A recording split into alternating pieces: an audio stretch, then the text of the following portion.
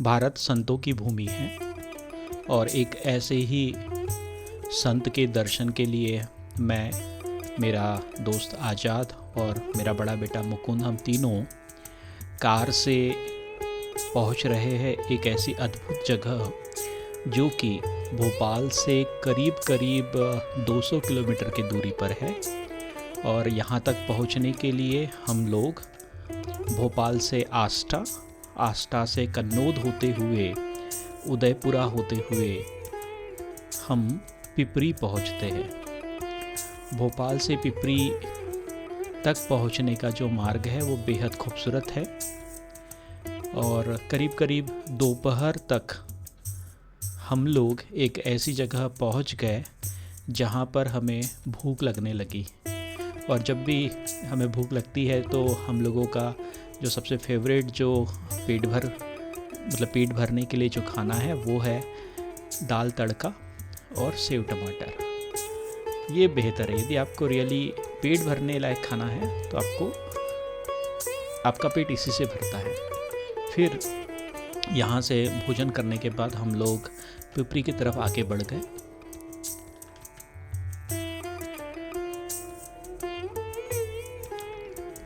पिपरी गांव से करीब करीब 1.5 किलोमीटर की दूरी पर एक छोटा सा बेहद खूबसूरत सा आश्रम है। और यह जो आश्रम है यह भी यदि हम देखें तो करीब करीब चारों तरफ से घने जंगलों से घिरा हुआ है। और यहाँ पर एक कुंड है जिस कुंड को कहते हैं सीता कुंड। और लगभग 12 महीने, गर्मी के 1 या 1.5 महीना छोड़कर लगभग 12 महीने इस कुंड से जो है वह जल निरंतर झरते रहता है, निरंतर निकलते रहता है। और यह जो जल है वह शुद्ध है। और यहाँ के कुछ लोगों का मानना है कि इस जल में कुछ बीमारी को ठीक करने की क्षमता भी है, जो कि संभवतः सही भी हो सकती है क्योंकि यह पूरा वन क्षेत्र में है। और वन क्षेत्र में जो वन औषधियाँ है वह कहीं ना कहीं किसी न किसी माध्यम से इस जल में घुलित होती होगी, ऐसा मेरा मानना है। इसी झरने के ऊपर मैं, मुकुंद और आज़ाद हम लोग चढ़ पड़े। और इस पर चढ़ने में थोड़ा समय लगा, लेकिन यह अपने आप में एक अच्छी खासी एक्सरसाइज थी। और मुकुंद के लिए तो थोड़ा सा एडवेंचर भी था क्योंकि अक्सर ऐसी चीज़ें तो उसने केवल फिल्म्स या कार्टून में देखी है। और चारों तरफ का देखकर वह बेहद खुश हुआ। और यहीं से हमें एक मंदिर की झलक दिखाई देने लगी। यह जो मंदिर है यह काफ़ी पुराना मंदिर माना जाता है। और एक कहानी के अनुसार यह मंदिर लवकुश की जन्मस्थली भी माना जाता है। इसीलिए इसे लवकुश जन्मस्थल या सीता माता का मंदिर या वन देवी का मंदिर कहा जाता है।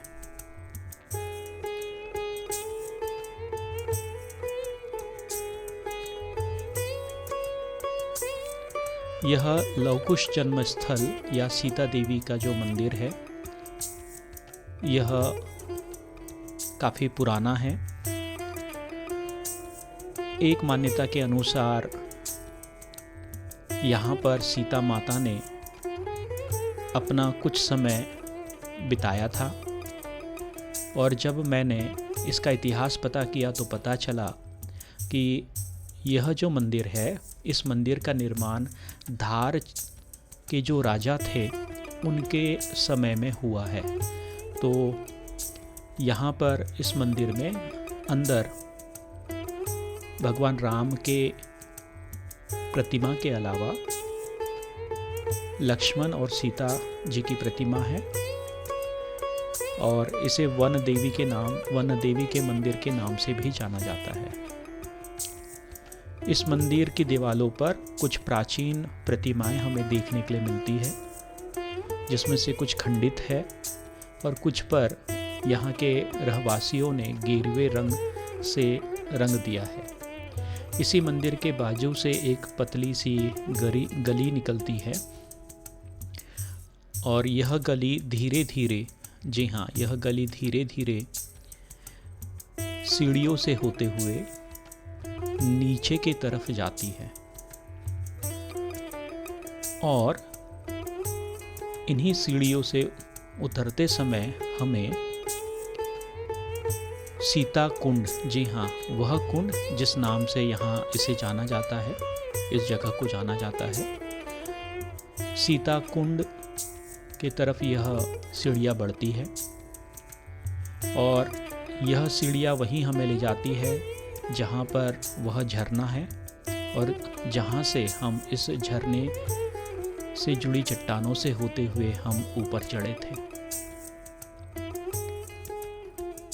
मुझे बताया गया कि यह जो निर्माण है यह नव निर्माण है, अर्थात पहले यह सीढ़ियाँ नहीं हुआ करती थी, यहाँ पर केवल पत्थर के सीढ़ियाँ हुआ करती थी, पर कुछ वर्षों पूर्व ही इन सीढ़ियों का या पक्की सीढ़ियों का और इस लोहे की रेलिंग का निर्माण कराया गया।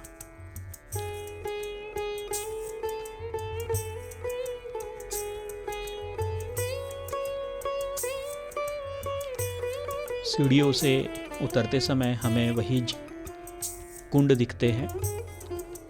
इन कुंडों को सुविधा के अनुसार या हमेशा इनमें जल भरा रहे उसके अनुसार 3 से 4 कुंडों में इसको बांध दिया गया है ताकि अलग अलग कुंड के जल का इस्तेमाल अलग अलग उद्देश्य के लिए किया जा सके। इसी कुंड के नीचे, जी हाँ, यानी इसी कुंड के पास में एक संत निवास करते हैं और ये है मोहनदास त्यागी महाराज। बहुत ही विनम्र संत है और बहुत ही प्रेम करते हैं मुझे और मेरा भी बड़ा प्रेम है इनके साथ में। यह मोहनदास त्यागी महाराज महंत है और आप इनकी साधना और इनकी जो जटाएं है उससे इनके सिद्ध होने का, इनके महात्मा होने का आपको एक प्रमाण मिल सकता है। चूँकि गर्मी हो रही थी तो मुकुंद थका हुआ था, तो मुकुंद यहाँ के झरने के जल में नहाने लगा।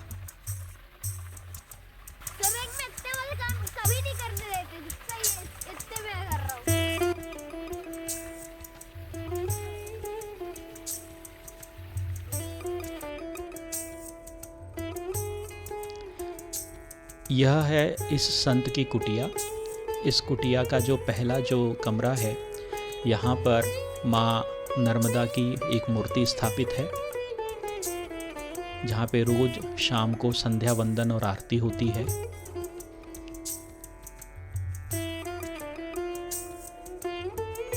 और इसके पीछे एक छोटी सी कुटिया है, कमरा है, जहाँ पर यह त्यागी महाराज निवास करते हैं।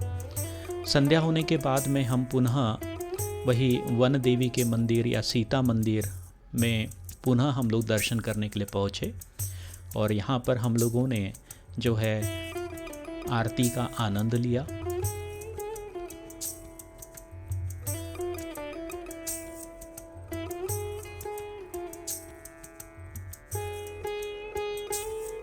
अद्भुत ऊर्जा है यहाँ पर।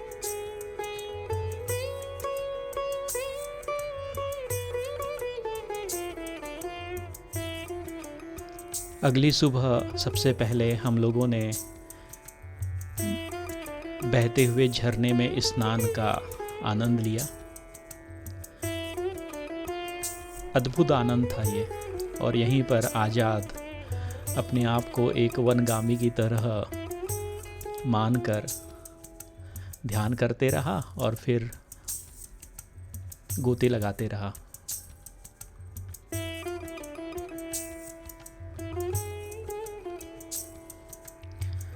इतना आनंद आ रहा था कि मुझे अभी भी वह पल याद आता है, वह आनंद अभी भी याद आता है।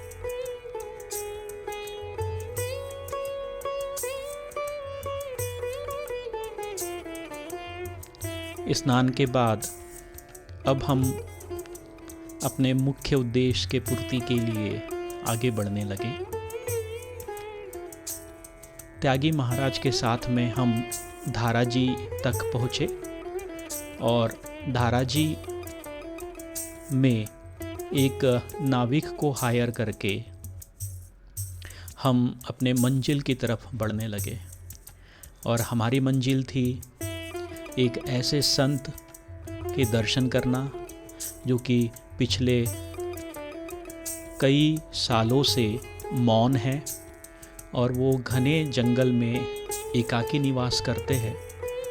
हालांकि कभी कभी हम जैसे और दूसरे भक्त लोग भी उनके दर्शन के लिए पहुंच जाते हैं।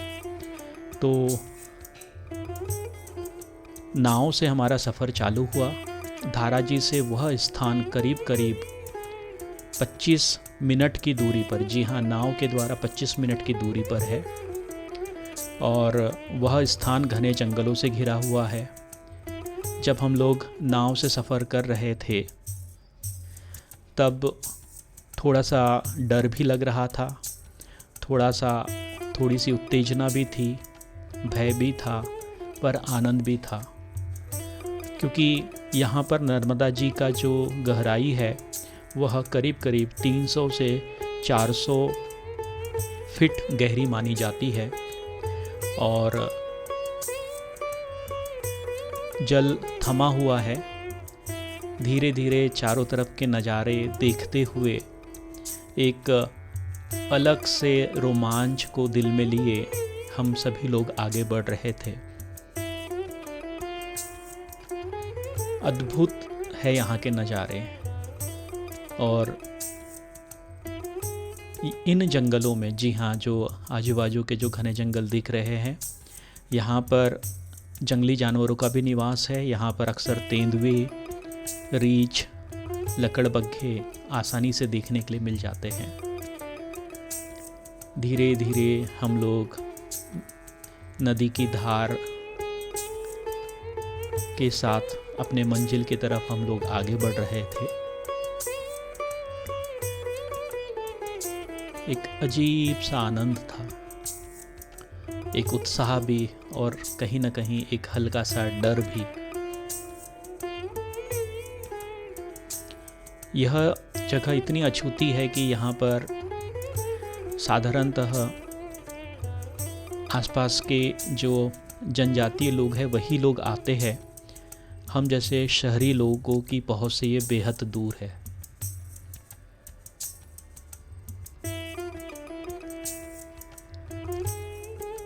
बस जल को निहारते निहारते वो घड़ी आ गई जिस समय मुझे पहली बार उस जगह को देखने का मौका मिला जिसके बारे में पिछले कई महीनों से मैं विचार कर रहा था कि मैं कैसे यहाँ तक पहुँच पाऊँगा। और इस तरीके से यह एक छोटा सा, आप देख पा रहे हैं, एक शेड बना हुआ है जहाँ पर वह संत निवास करते हैं। यह शेड कुछ समय पहले ही इन संत के भक्तों द्वारा पक्का बनाया गया है, अन्यथा यह पूरी तरीके से कच्चा था। यदि हम देखें तो यह जो शेड या कुटिया है, यह चारों तरफ जंगलों से घिरी हुई है और आज यहाँ पर कुछ बाबा के आसपास के जो जनजातीय भगत है वह इनके दर्शन के लिए आए हुए हैं। और इस तरीके से धीरे धीरे हमारी जो नाव है वह किनारे लगने लगी और जैसे जैसे नाव आगे बढ़ रही थी वैसे वैसे मेरे दिल की धड़कनें तेज हो रही थी। यदि हम इस जगह को देखें तो यह मीलों दूर तक केवल और केवल घने जंगलों से घिरा हुआ है। एक तरफ घना जंगल है और दूसरी तरफ माँ नर्मदा का विस्तार पाट। कई किलोमीटर तक, जी हाँ, कई किलोमीटर तक यदि हम देखें तो घने जंगल है, नर्मदा जी का जल है और एक भी मानवी बस्ती के आपको कोई चिन्ह नहीं दिखेंगे। इतने घने जंगल में अकेले निवास करना साधारण व्यक्ति के बस की तो बात नहीं लगती है। और इसी अपेक्षा के साथ में, उम्मीद के साथ में कई कई महीनों का जो इंतज़ार है वह अब मेरा ख़त्म होने पर आ गया था। हम लोग सावधानी से नाव से उतरे और नाव से उतरते से ही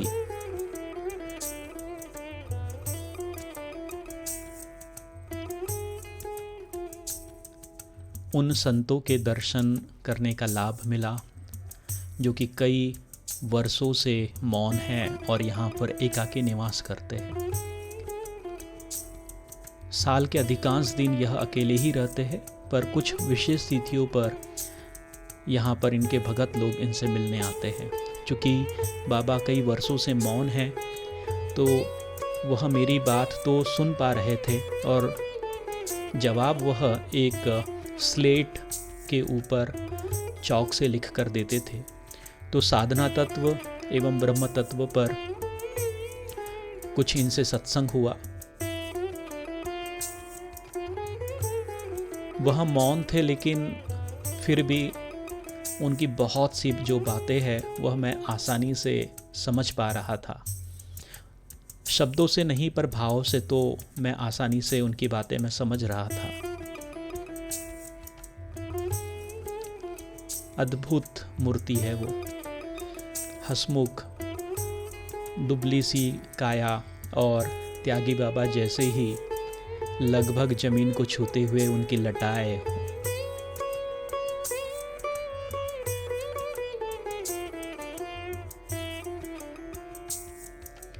लगातार चर्चा का दौर चलते रहा, लेकिन मन में एक डर भी था कि कहीं नाव वाला हमें आवाज़ न दे दे, क्योंकि मात्र 2 घंटे के लिए ही हमने उसे हायर किया हुआ था। बाबा ने अपना मोबाइल का इशारा करते हुए मुझे बताया कि आप मुझसे मोबाइल पर मैसेज लिखकर संपर्क कर सकते हो। जब हम लोग यहाँ पहुँचे तब महाराष्ट्र के एक जनजाति परिवार से कुछ लोग, 2-3 जन और उनकी बहन किसी विशेष कारण से बाबा के पास आए हुए थे।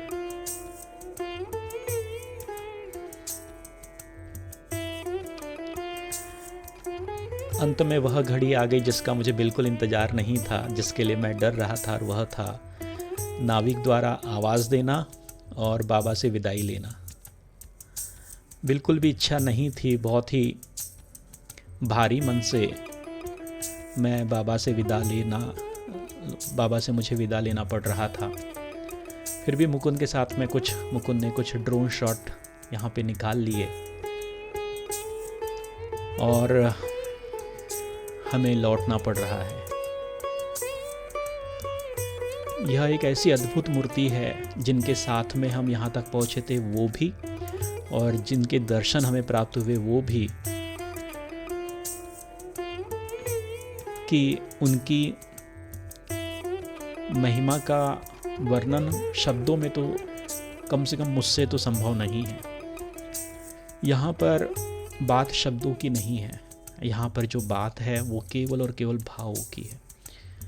और इन संतों की विलक्षणता की भी कितना विश्वास है इन्हें माँ नर्मदा पर, कि इस घने जंगल में जहाँ पर शेर, चीते, रीछ, लकड़बग्घे अक्सर देखे जाते हैं, उनके बीच में ये संत अकेले यहाँ पर निवास कर रहे हैं, साधनारत है। यही महानता है हमारे भारतीय संतों की। बड़े भारी मन से मैं लौट तो रहा था, पर मन में एक सुकून था कि कई महीनों के खोज और इंतजार के बाद अंततः मुझे इन विलक्षण संत के दर्शन हो गए। चूँकि यह कई बरसों से मौन है, इसीलिए इस क्षेत्र में कुछ लोग इन्हें मौनी बाबा के नाम से जानते हैं। और उसी मौन के साथ मैं वापस लौट रहा था। एक भारी मन तो था, लेकिन खुशी भी थी, एक आनंद भी था और एक इच्छा भी कि यदि प्रकृति, माँ नर्मदा और संत की यदि सहमति रही तो मैं यहाँ पर दोबारा ज़रूर लौटूंगा और 1 या 2 रात रुकने के लिए लौटूंगा।